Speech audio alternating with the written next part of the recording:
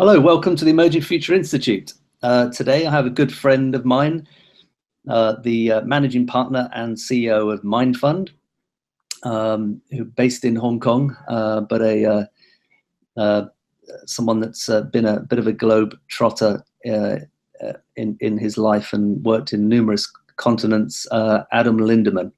Welcome to the show. Hi Benjamin, it's great to be on the show. I've always enjoyed watching it. Awesome, thank you for joining us. What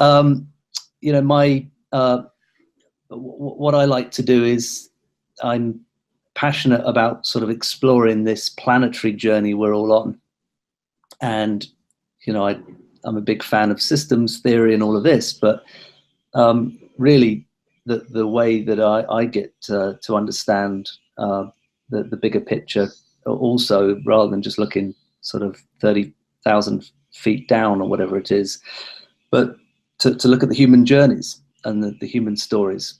And I guess it's that sort of dynamic between the whole and the part, and the part and the whole. And so I love these explorations of the intersection between the human individual journey and the planetary journey. And I think as you, Adam, you've worked in, obviously you're from the UK, you spent time in Silicon Valley, and now your family's in Japan and you're based in Hong Kong. So I think there's a lot for our listeners, viewers, to learn from your journey and insights.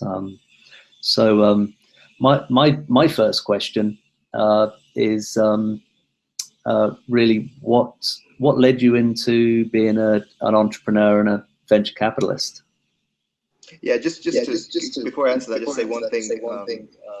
Having known you for a long time and being influenced by you in many respects, the one thing that I never really had was a macro view of things. I was extremely aware of the micro and my own personal journey, but I think you helped me in many respects make that connection between what I was experiencing and what was happening in the world, what was happening on a macro level, and perhaps what was happening sort of in terms of planetary journeys. And I think today I tend to look at things with both. I mean, I tend to look at things from the macro while I'm having the micro. And it's interesting to see that, you've clearly come completely the other direction, or not the other direction. You came from the macro, and you now really, really enjoy seeing how that connects to the micro. And so I think at this point in both of our journeys, it's great to be able to reconnect and talk. And I'm really excited about that. Anyway, to your question, what made me become an entrepreneur? Yeah. And I know you've thought, we've had long discussions about this, and this is, I think viewers will find your rationale quite insightful. I think there are three things that probably I would distill it to, and maybe some people find two of them to be contradictory, and therein lies the challenge that I've been trying to resolve consciously and subconsciously for a very long time, and not always successfully, but it's been a work in progress. And so the first thing is there's a very strong streak of sort of individual expression, almost a sort of an artistic, creative side to me, which has always loved the idea that the entrepreneur is kind of is an adventurer. He's a modern form of adventurer or explorer, and it's the medium of entrepreneurship is kind of like the canvas that you can express your personal vision for your place in the world. And so the first part was very much entrepreneurship as a means of kind of, and I don't want to sound grandiose, but I want to be honest about it, that there was this feeling that the world doesn't allow necessarily that many routes to being an old-fashioned explorer or an artist, and entrepreneurship seemed to be a sort of relatively realistic way and a fun way to be able to do that, especially if it sort of involved international, living in different countries and moving around the world and everything else. It seemed kind of glamorous in the old sense of people going on a ship and discovering countries and things like that. And so that's the first part. It's the sort of expression and a personal expression, individual expression, artistry, things like that, exploration, discovery, creativity, and the way that entrepreneurship can be a means of expressing that. The second, which is what I would say some people may regard and indeed can be almost the polar opposite to that, is that I always had this strong desire to express a spiritual side, really. I don't really mind which religion or which spiritual tradition or discipline you talk about, but nearly everyone comes back to a point where compassion is very important. Somehow shining a light into the universe and making things better, making the world better, helping people, being generous of spirit, both in every way, emotionally, mentally, materially. Just sort of the idea that when you leave the world, it might be just a little bit better than when you came, or at least not much worse. So there's that sort of, there was a very strong strand of that, and that's the parts that that I think that people who have that side, and I would say probably everybody has that side ultimately, because we're all human. We're all human beings who have a spiritual journey, whether we're consciously aware of it or not. But I was very, very conscious of it, and I wanted to sort of meld this desire for self-expression and entrepreneurship with this desire for doing good. And I remember in 1994, I was 21, and there was an article that I read in Newsweek or somewhere where it said that it was sort of lamenting the sort of the incompetence of the most of the institutions that are supposed to further the collective good, and governments, charities. Well, not so much charity, but really, I think it was really talking about the big global institutions, mostly government organizations that were, and politicians and all this kind of thing, that really were not necessarily furthering the common good. And there was this paragraph or sentence or something where it said that it believed that business would be a first fertile soil for socially inspiring values and doing good, something like that. And that really hit me. It hit me so much that I decided to name my first company while I was at university, called Source of Inspiration Limited. Now, the reason for that was because it was it sort of embodied the sort of the aspiration that it would be a source of inspiration, but also the hidden code, which I guess now is no longer going to be a hidden code, but it was that it was SOIL, and that was soil. And in that article, it had talked about the fertile soil where socially inspiring ideals and things could happen. And so I sort of thought, oh, great, Source of Inspiration Limited, that's going to be my. It turned out that it wouldn't necessarily be that company that did it, but that was the starting point. I think starting where you start is actually very important on the journey. So the second part was that I was really trying to see whether it was possible to bring these two potentially polar opposite sides of my being together and actually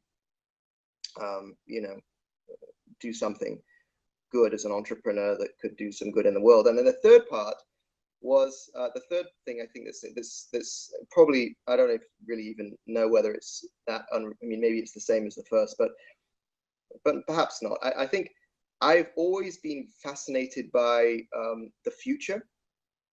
You know, I don't know whether most, especially tech entrepreneurs, you know, they have to raise money and they have to kind of sound like they're really interested in making their investors a lot of money and all this other stuff. And maybe some of them are, but I'll probably I'll get into a lot of trouble for saying this.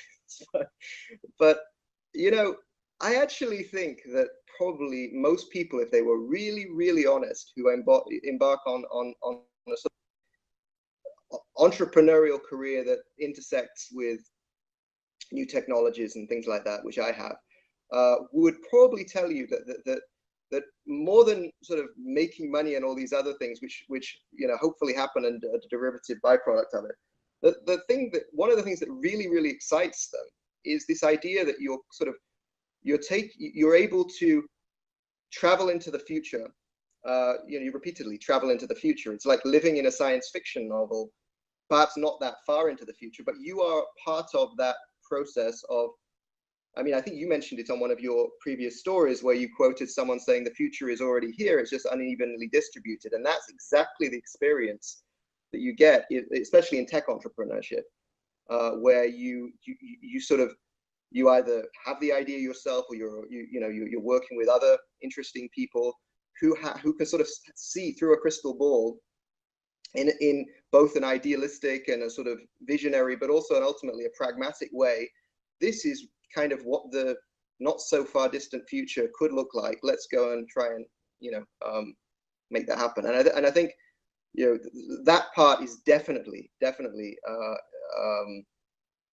part of the reason why I'm not sure whether it was the reason why I became an entrepreneur, but it's definitely one of the reasons why I can't stop being an entrepreneur. I don't know if that helped. Yeah, no, it's great. I mean, many of those reasons are very, very core to what Emerging Future Institute's doing. You know, I'm personally fascinated by the creative journey, the immense, the magnitude of the human creativity, and I think that's one of the next themes. You know, there's singularity. And another friend and futurist who's just started writing for us has written about the other singularity, which I thought was rather cool. You know, the sort of more creative side, the unleashing of our real humanity, which perhaps has been on pause for a few hundred years since the Industrial Revolution. You know, we've done phenomenal things, but and yeah, so well, really interesting answers. We'll come back to some of your inspirations and maybe some of the stuff that you read as a child and stuff that got you into sort of future thinking. But where we are today, I mean, there's so many trends, and exponential now is the buzzword. I used to call it non-linear. I think you and I used to have all these conversations. From my world of, my background in finance, I would always be looking at non-linear phenomenon. And now, obviously, with Singularity University's influence around the world, that everyone's talking about exponential. But there's so many exponential trends out there. What inspires? What's interesting for you as an investor? I guess as an investor first, but obviously, I'd like to go into what that means for the planet as well.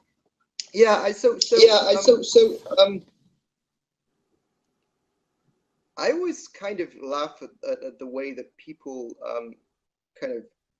who have no business saying certain words get really that use them, and the people who are the most linear thinkers tend to jump around, go crazy about exponential things, because because they can see this linear line. They can see this linear, oh, it started here and suddenly there was this big leap up there, and then how did that happen? Oh, it's an exponential growth, and then they can sort of get all excited about this logarithmic doubling and doubling and doubling and whatever have you, and then they can sort of continue being their linear selves without really truly embodying what the hell is going on here. And frankly, I think come to completely the wrong conclusion from the perspective of what's good for the world, what's good for humanity. I mean, I think some of these toys in the hands of irresponsible people could be extremely are. We'll talk about this, I'm sure you talk about it all the time, but the idea, if we don't grasp the power of some of these things and meld it with wisdom and humility and using them in the right direction to further life, or rather than greed and death, then frankly you've got a bunch of nutcase linear people talking about exponential things, which I think is a horrible combination, and everything associated with what when they talk about exponential growth, it's completely unsustainable. Anyway, don't get me on a rant about that. So I think that when you think about the potential of things, and let's just take something like and probably an overused metaphor, but it inspires me that a sort of an acorn could become an oak tree, or a conifer cone could become ultimately one day a whole forest of beautiful conifer trees. I think that the idea of something extremely small having the potential to be something much bigger at a whole different order of complexity is what's exciting about growth, and the fact that a lot of this sort of happens in an extremely quiet and beautiful and intelligent way. So it's that inspires me about exponential things. Because it also says that even in a time where things may look dark, or things may look like progress isn't happening, that there could be underneath underneath the soil, there could be all sorts of undercurrents, people trying to do good things, which will be the genesis of something extremely transformational in the future. And I think that, again, going back to sort of entrepreneurship, that's and not all entrepreneurs, but at least where I'm coming from, that there is that sort of inherent understanding that you are part of building something that could emerge into it's sort of something transformational in the future. So that's what inspires me about sort of exponential things. Not necessarily. I think there are two areas which I'm very excited about as and by the way, when I think like an investor, which I do, obviously my fund is involved in venture capital, I still regard myself as an entrepreneur who invests. I've never really liked thinking of myself as an investor as my as my primary activity, even though other founders and entrepreneurs still presumably do think that of me. But I always try to think of myself as an entrepreneur first, and investment as a tool to further my journey as an entrepreneur and my ability to help other entrepreneurs on their journey. That said, I think that I do look at trends, or I like to think of them as waves. I think we've all noticed that the waves of change have just become they've accelerated. I mean, there used to be times when hundreds of years would go by between one trend and one wave and another wave, or thousands of years even. In our lifetime, there were times when, well, I think when we were probably in our 20s, waves would be sort of 10 or 20 years. Now the waves are literally happening in sort of two-year time spans, which is quite interesting, because it means that you actually if if you missed one of them, you can get on the next. They're like trains now. So that's interesting. And so what I've noticed, if you sort of take in the tech world, let's say since the internet wave came, you had sort of you had waves in the 90s where you had search and portals, and then you had e-commerce, and then you had you had social, and then so e-commerce, you've got Amazon.com, and social, you've got Facebook and Twitter, and then you had the financial crisis rudely interrupted that, but Steve Jobs decided that he would introduce the iPhone, and then the Android guys came out with their versions of the smartphone, and then you had another wave related to sort of mobile applications. And if this had been 20 years ago, we would literally be waiting another 10 years to see what the next wave is. And yet it's not been that long since we were all talking about apps, I think maybe 2 years ago. And now it's very, very clear, not from purely a macro perspective, but I'm getting proposals all the time. We're involved in building things ourselves, what the next wave is, and it's happening. And that's so what I'm about to say is not theoretical. It's just this is the next wave. The first, I think, is blockchain. So just to step back, I think what's interesting about this wave is that it's kind of infrastructural, a bit like the wave probably at the beginning of the 90s, when you started to see sort of the initial layers of the internet coming together, and then people would be building things on top of that. I think you're starting to see, I would say, the last wave of sort of people building things on top of that happened with the mobile phone, and now you're sort of going back to some infrastructural type deep tech changes, which will then enable all sorts of new type of applications and waves to sort of be built on top of that. And those are blockchain, which is way more than a fintech disruption and wave. And the second, I think, is artificial intelligence, which I really was very reluctant to say for a while, because there have been many false dawns of AI, but now I'm reliably convinced that it's the real deal. So I think those are the two major sort of massive tech waves that are really here, and they're really now. And I'm actively involved in investment.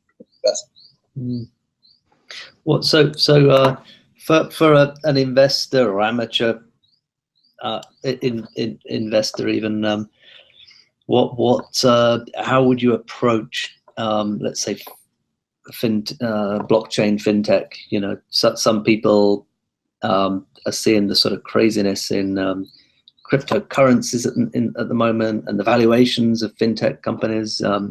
One of my friends is in charge of fintech for textiles in London. So things are getting a little bit rich there, but he said he's seen fantastic models sort of continuously coming across his desk. I think that's true. I mean, look, in our career, as anybody who is a card-carrying member of Generation X, which means we were either born in the 60s or the 70s, we have seen just the our default state has been that we live in a crazy, chaotic world where bubbles are being blown up, inflated and deep, and then exploding again and again and again. And so, but the nuanced approach. So it's very easy to say that this is just one big bubble. That there's excessive money going into cryptocurrencies, and the run up in Bitcoin price and Ethereum price is just another just the latest example of sort of the tulip bubble in the 15th century, or the dot-com crash. But you know, there's some truth to that, because you're seeing ICOs and you're seeing things which Warren Buffett always says that you find out who is swimming naked when the tide goes out. I'm sure we're going to see there are a lot of naked swimmers, but just as with any frontier place, there was a lot of, that's why they call it the Wild West, I guess. You have cowboys, and you have and nothing against cowboys, but you have that sort of activity at every frontier place. You will see bubbles, you'll see all the rest of it.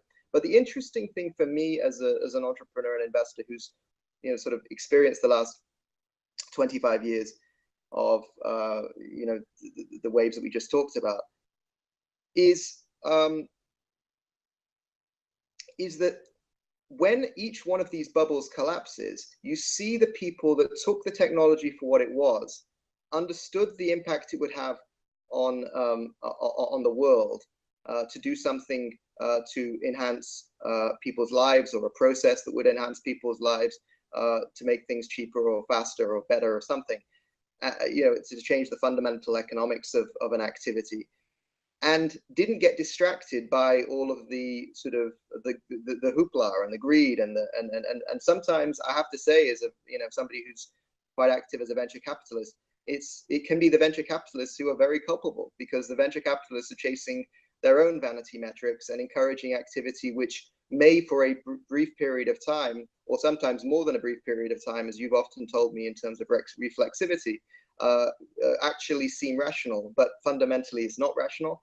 But the people who kind of find a way to ignore that, or tell the venture capitalists and everybody else that they're doing it, but they're really not, and they're actually genuinely deeply interested in doing something new and better, those are the people, when things crash, who actually are left with a company that actually is the sort of the flagship of that era. Whether it was, so let's say Amazon.com is clearly the winner in e-commerce and seems to be doing a lot of other things, but or Facebook for social. And I think you're going to find equally with blockchain, when something is this transformational and enables, I mean, even in the 90s, we were talking, I remember one of my great friends and mentors, Joey Ito, he would talk about the potential for transactions and payments and all sorts of things happening on the web that were actually, even after PayPal, and Peter Thiel and those guys were thinking of creating an alternative to the US dollar.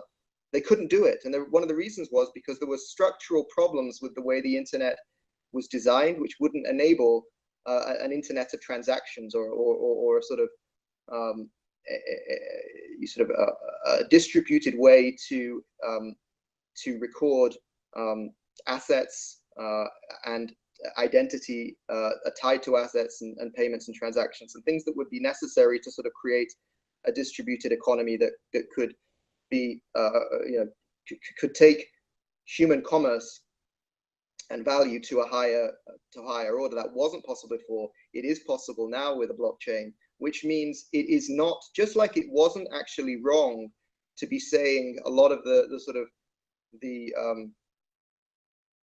you remember in the 90s, people would say, you don't get it, it's going to be a new economy. And half of the people who said you don't get it, more than half actually, you don't get it, it's a new economy, didn't get it themselves, but were very good at kind of convincing venture capitalists to give them money to do some, I won't mention all sorts of different examples of that, but we all know. But fast forward 20 years, and it turns out that even the most extravagant visionary statements about how the internet would horizontally disrupt everything turned out to be true. So longitudinally, these things are correct. Whether they actually that translates into every prophecy of every crazy visionary and entrepreneur and innovator being correct and venture capitalists being correct, well, that's not going to happen. So the interesting thing is to sort of in that kind of nuanced way say, right, I'm going to take I'm going to take the idea that this is profoundly transformational. It will change everything. The most grand statements about what the future could be are probably worth thinking about and listening to. And now I want to find really, really competent, good engineers and founders and teams who have got good ideas in specific areas. The term of art or the lingo is verticals, but I'm not going to say that. Just areas, which just stuff that people do. People are going to continue to do in a world where blockchain exists. They're still going to buy. They're still going to sell. They're still going to, they're going to do everything that they currently do, but blockchain may take it to another level. And what you want is people that really, really care about any of these areas and are thinking, well, gosh, we've always had a problem doing such and such. Bank transfers have always cost more than they really should have cost, and can the blockchain change that? Legal contracts, there's a lot of redundancy there. Do we really need to do it that way? Accounting, when you don't have when you constantly have to repeat and repeat and repeat a process of auditing on paper and all the rest of it, there's huge inefficiencies in the system, trillions of dollars potentially in the system, which could be squeezed out if all of that was recorded on a distributed database. Energy, what happens when you start talking about off-grid solar power and things like that, where people are able to actually in a seamless and an efficient way share their excess energy that they've got in their home or their car to somebody else, and it's all on a blockchain. It goes on and on and on, but it requires people with real depth of sort of integrity and competence attacking a specific area, and I think you're going to see some amazing things. I think you're going to see amazing things, actually. I also think that there will be correction. There always is. But that shouldn't preclude us from looking at. Yeah, no, I absolutely agree. Regarding the sort of financial asset aspect of it all, these immense revolutionary developments are happening at the same time we're experiencing the largest monetary policy experiment in history, with central banks around the world just creating money out of thin air, and the banks doing the same, of course. So yeah, clearly there's going to be pain, but it's going to make it a very interesting journey for investors over the next few years, because they'll even if one has missed, even if one thinks one's missed certain things, you probably haven't. You'll probably see a collapse of valuations at some point. And but the one thing I was going to say, I remember talking to you about it before. In the early days of the internet, there were a lot of well-meaning people that thought the internet would democratize many things, and in a way it has, in terms of our access to information is completely phenomenal now. This sort of idea of open source, that you can get a lot, as a one-man band, you can do a hell of a lot of research now that you just couldn't previously. My first job was at Morgan Stanley. We had 50,000 people. And I was involved in information management, and it was like being part of there's like 5 or 6 of us, and it was like being part of the CIA, being able to call up anyone around the world and get so much data and information. And we definitely had an edge over the average person. But today, it's incredible what one person can do. But still, you've had a whole bunch of companies emerge from that with immense power and monopoly power in a way. You know, search engine Google. You just mentioned Amazon, and their market share presumably is going to go up and up for the time being, unless governments start doing sort of anti-monopolization measures against them. Blockchain. You know, I was there when Don Tapscott and I guess released his book. We were both speaking at the same conference, and you know, he has very high expectations for the potential of the blockchain in terms of filling in the blanks, as it were, and maybe all those pioneers of the internet who are now a little bit jaded by what happened. You know, maybe they'll be right after all. I know it's something you've thought about. Yeah, I think that's a great question. The short answer is that definitely the dreams of most of the people who were at the beginning of the internet, and again, Joey is the person that really comes to mind, have been both fulfilled in terms of the pervasiveness of the internet and its impact on society and the dramatic empowerment it's given a lot of us as individuals, but also disappointed because clearly it wasn't. I think one of the things that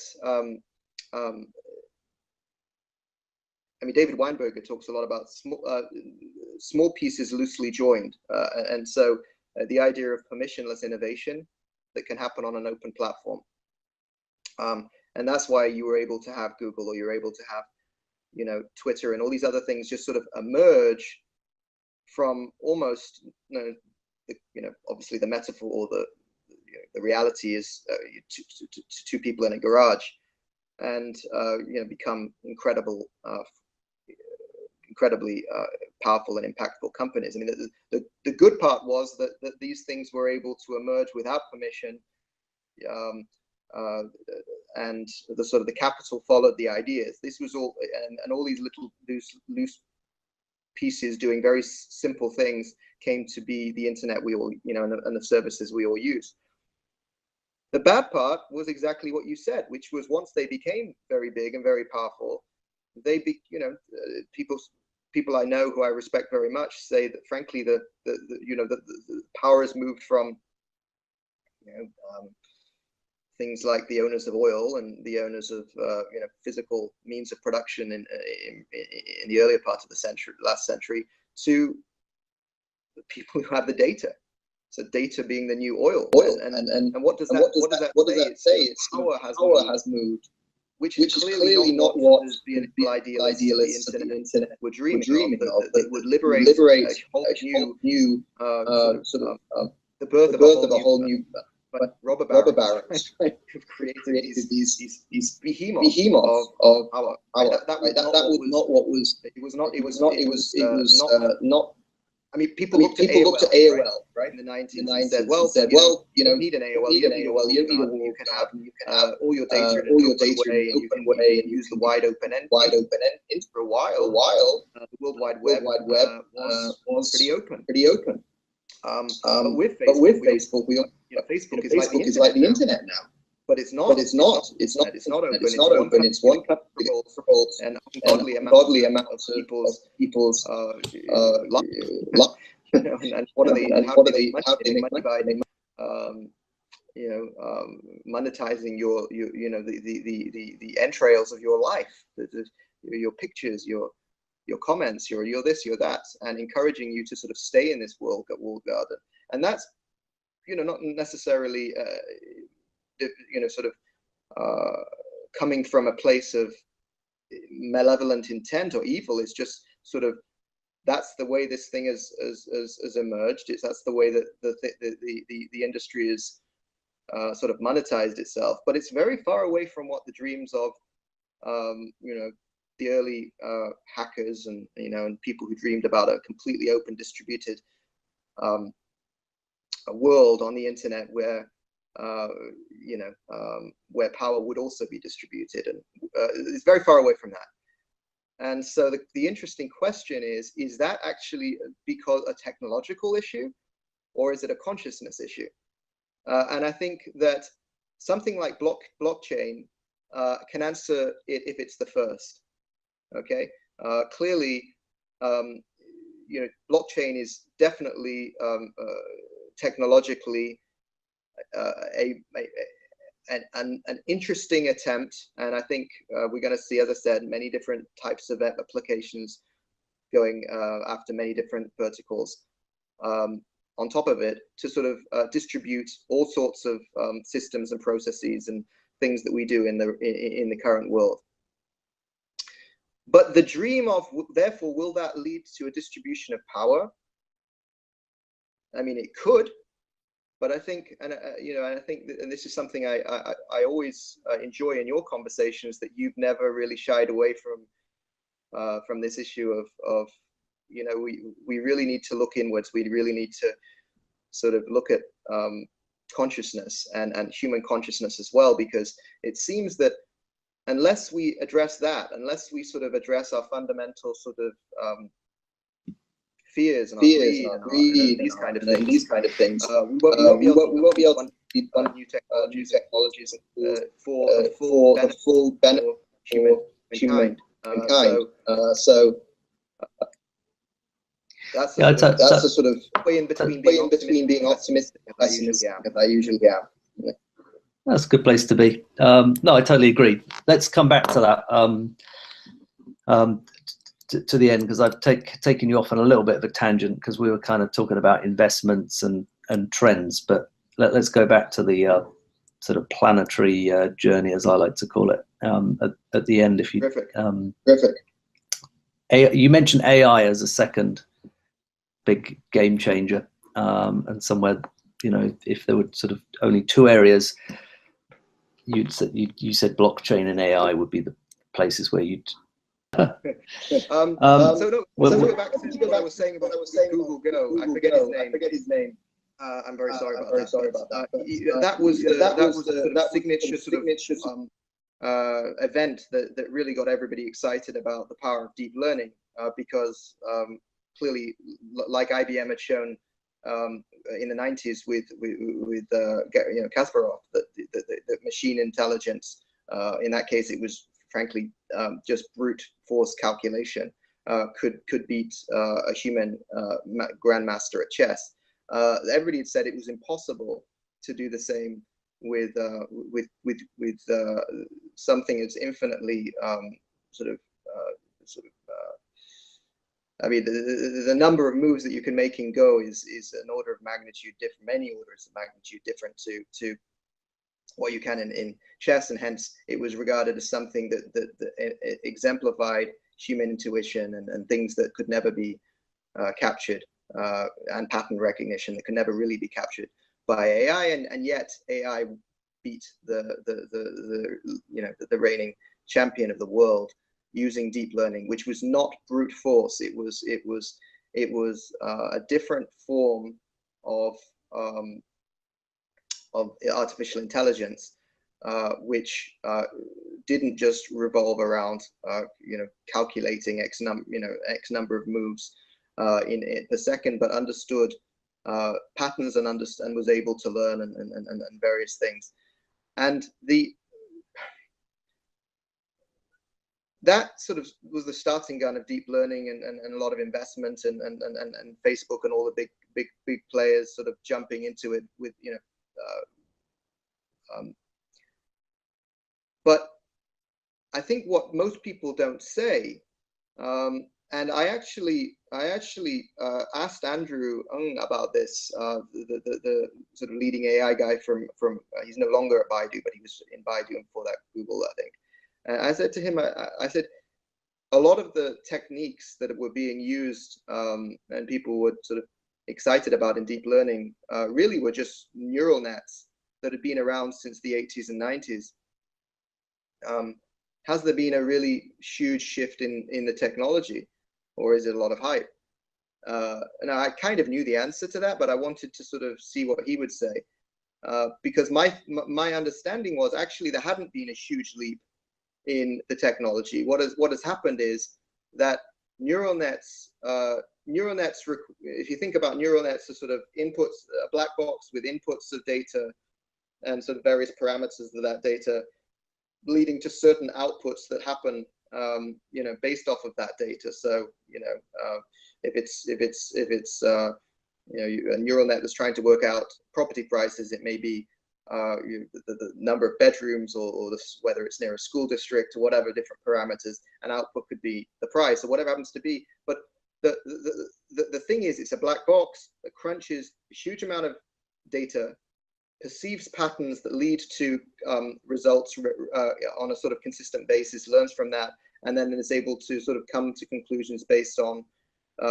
similar types of patterns that maybe, well, not maybe, with when you reach the huge amounts of information that we see today that's been generated by the internet and all sorts of information technology, human beings just can't grasp this amount of data.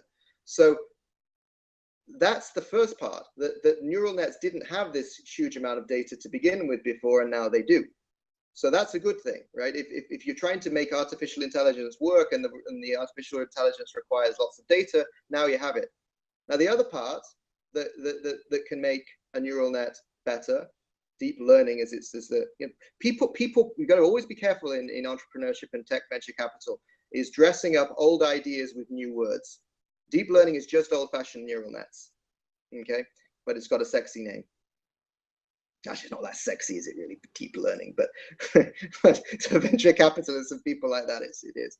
But anyway, the second part of it is processing power. We all know that I mean, back when we were in our 20s, you had this incredible situation where Google was building this data center on its own to sort of power the world's searches, and Amazon subsequently did the same thing for e-commerce, and then leased out that processing power to lots and lots of startups with Amazon Web Services.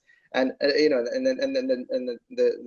sexy word for that is cloud, right? The cloud is nothing other than just massive data centers able to sort of process. It's like having what you used to call supercomputers, but just unbelievable processing power. So that now exists. So when you have a Google or you have a Facebook that has these huge, or a Microsoft or an IBM, who has this huge sort of computational processing power in its infrastructure in their cloud, and you have huge amounts of data to crunch, and then you have old-fashioned neural nets, which people had been sort of in exile or in working in labs in various other places, and hadn't been really given the time of day for 20 odd years. All of a sudden, you see a situation where a few of these guys started working on projects like Google Go, like Translate, and seeing huge results. And then you have this kind of massive excitement, and all of these people who've been out in the wilderness for years and years and years were offered $1 million salaries to jump in and into big corporations or startups or what have you. But again, it's not hype. Well, it is some hype, but there is some fundamental things going on here. There's huge data. There's the inability for human beings to comprehend the full complexity of that data and work out what it means all the time. It could be just the fact that in medicine, for example, you could be seeing Dr. A and Dr. B and Dr. C and Dr. 1,000 or 1,000,000 could be looking at MRI scans day in, day out, and individually, maybe they go to conferences and they collate their best understanding of what this means or that means. If you see that, it's a tumor. If you don't see that, whatever. But if you can collate all of that visual information, and a neural net can go through it, an unbelievable processing power with per second, you can get to a place where potentially machine intelligence can understand things quicker and with more reliability than human beings can. I'm not putting a value judgment on that statement. I'm just saying it as a fact. And so purely, and this is why I think this is a mega wave. It's not just a sort of iterative next small wave of it's a massive, probably if you think of, I know you follow different schools of thought on which wave we're in, but if I were to be extremely general and say, there was the agricultural wave, and then there was the wave of industry, and then there was the wave of information.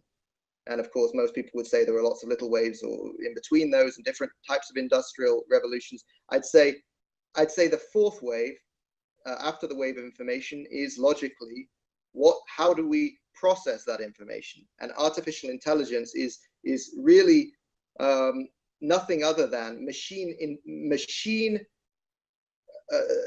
it's augmenting human. It's basically doing what physical machines did to augment and amplify our arms and our legs, to deal with with the environment, to do the same thing to our brains. Our environment now is highly complex informational and interlinked informational systems that we can't comprehend on our own, and so AI is essentially going to help us to do that, and so I think what we'll see from that is just a new wave of productivity, actually, in many areas, because we'll.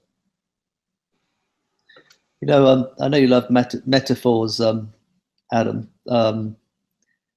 We have a little bit of a running joke there, but if data is the is the oil of this century, which is something I say as well, then maybe what AI is actually part of the petrochemical sector, because you dig oil out of the ground, and raw oil, okay, there are some uses of it, but if you have a petrochemical industry, you can turn it into all sorts of things. And consumer goods, many or most of them have elements of from the petrochemical industry. And so maybe that's the analogy with data and artificial intelligence. I think that's a good one. I haven't thought about it in that perspective before, but actually, yes, I think that's true. Because a petrochemical industry has its refineries, and it refines crude oil into usable, petroleum or gasoline or other types of, types of usable fuels. And I think that's exactly what AI is doing to data. It's making it comprehensible and usable. In ways that it's not to say we don't do that would be extremely pessimistic, but it amplifies our ability to use data and to understand it. Well, I might run with that metaphor. It's a good one. Popped into my mind. What was I going to say? What kind of mind-blowing applications do you think AI will result in? 10, 15 years, we kind of look back and think, wow. You mentioned medical. I mean, I think medical will be one of the phenomenal ones. I mean, if you talk about waves, the people that follow Kondratiev waves, I think we're in and around the 6th wave, and that it's all about human. I don't know the words they use, and of course there's lots of different people interpreting it, but human health. And that's medical and I think spiritual as well. So this big boom in wellness, personal growth, mindfulness, meditation, alongside biotech and biotech plus AI is all part of a big wave, according to them. So I think medical's one huge one. I agree. But what others can you think of? Yeah, I think that's very, very, very sad. And I think about it as the AI is be able to refine and process the informational sort of layer of the universe, essentially. Then you say, or society. Then you realize that pretty much all of the advances that we're trying to make in terms of genetic cures that could be based on the genome or in medicine can be helped by obviously the ability to perceive just many order of magnitudes better what this gene does to that gene and everything else. And so I think medicine and the ability to enhance medicine and health is one. I think in material science, I mean, you're going to see.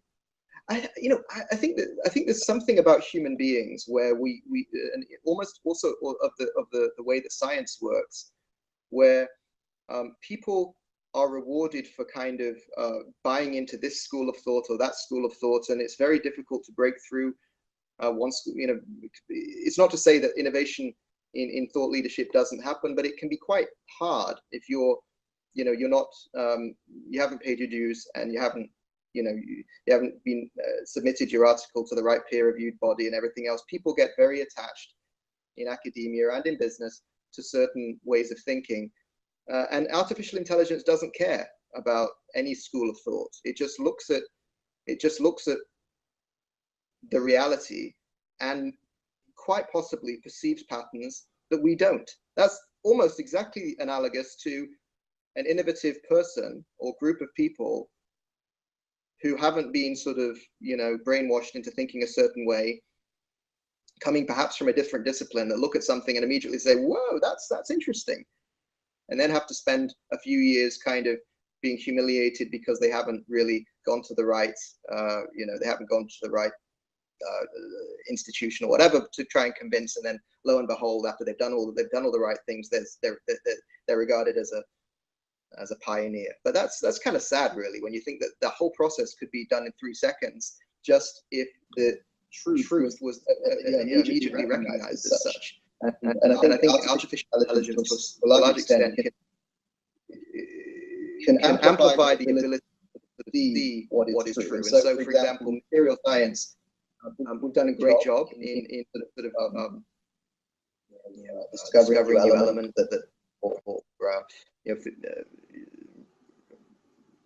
rules about physics and things that have helped engineers to build everything from telecommunication systems to the internet to everything to planes and rockets. But there are definitely belief systems that perhaps are stopping us from making an even bigger leap in I don't know, maybe there's an element or there's some combination of atoms or subatomic particles that would result in actually demonstrating what Einstein was trying to say with E equals mc squared, which I'm sure wasn't really just supposed to be about blowing up an atomic bomb, right? I mean, the idea that huge amounts of energy can be liberated from incredible small amounts of matter is extremely hopeful if you think about what that means for the future of human civilization. And I think, so energy, material science, things like that have, of course, a direct impact on, abundance and ability for human beings to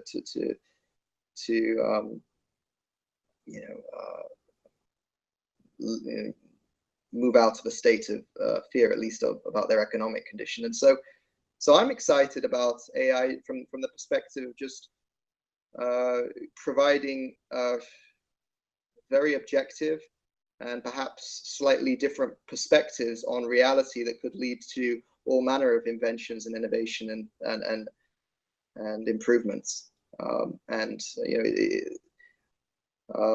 not saying that Mindfund and I, as sort of investors, will necessarily invent the next nuclear fusion device or time machines or any of these other things. I think there's a huge place for fundamental research and other types of more long range activity in those kind of areas. But you asked me what I think. I think some of the things we've all dreamt about since we were kids. Jetsons type robots in your house. I think, I'm not sure that it will necessarily look like the maid in the Jetsons, but you're going to have robots that teach your kids things, that understand what they're good at and what they're not good at, and sort of teach. And I mean, as a father, children talk to their toys and everything else, and that would not necessarily a bad thing, as long as as long as it's not the only point of relationship that they have. I think you're going to have the same thing at the other end of life, which is old people who are going to be taken care of by robots who will remind them to, have they taken their medicine, or have they done this? And and I think I'm not sure that's mind-blowing. It's kind of what was being predicted for a very long time. Pete Thiel has said that a lot of the future that we imagined hasn't actually come as fast as we thought it would. I think it's going to come. I think AI is going to bring a lot of those kind of things. And of course, you can't. I mean, it's kind of difficult to think of where AI will not be used in a way. Right. It's going to be so pervasive, and it's one of those classic ones of convergence. We just put out an article on the convergence of sort of smartphones, AI, GPS, etc. This big car revolution. The author wrote an article called "Carmageddon is Coming," and how that's going to fundamentally change transportation and cities. Of course, there's these kind of second, third, fourth order effects of these transformations. So I mean, cities are going to. We've all wondered where are the flying cars? We have 128 characters, whatever it is, but we don't have flying cars. I think we got flying cars. I mean, I've already seen examples of sort of drones which look like flying taxis, and I mean, it's going to happen. You're going to have autonomous. You will go into a flying taxi. It will be 100% run by some version of GPS and AI, and that'll be completely normal to our children or our grandchildren, all those kind of things. And I think they will have a lot of sort of unforeseen secondary to tertiary effects on the structure of where a suburb is, or where people work, and all that kind of things that the city planners think about. All right, you and I, given the conversations we've had in the past, we could sit here chatting forever, but what I'd like to ask you next is just the futuristic thinkers that have inspired you and might well inspire others. Names, books, whoever. Well, I don't want to be but I'm a little bit. I was very inspired by Star Trek. I love the idea of a society that seems to have successfully migrated whatever chasm it is between the world we live in today, which is full of hope, but also has clearly not solved many problems in terms of wild distribution and wild inequality, kind of prejudice between different races and things like that, to a world where all of that's just as archaic as sort of Stone Age existence would have been to us. And Star Trek starts from that premise. Every episode, that's just sort of in the background. That's the air that everyone breathes. That's just their waking existence. And every episode is just people living in that reality going to on a mission to another planet or whatever, where they could discover, and the cooperation was a given. And I think I really am inspired by that vision of what technology plus future plus a sort of positive vision of humanity could lead us to. I mean, really, as the older I get, the more brilliant I think Gene Roddenberry was to sort of put that out there and get it into people's consciousnesses as a potential future that we don't need to be afraid of. In fact, we should try to move towards. Thank you. All right. Well, let's. I'll twist your arm to do a part 2 when you come up for air in a few weeks' time.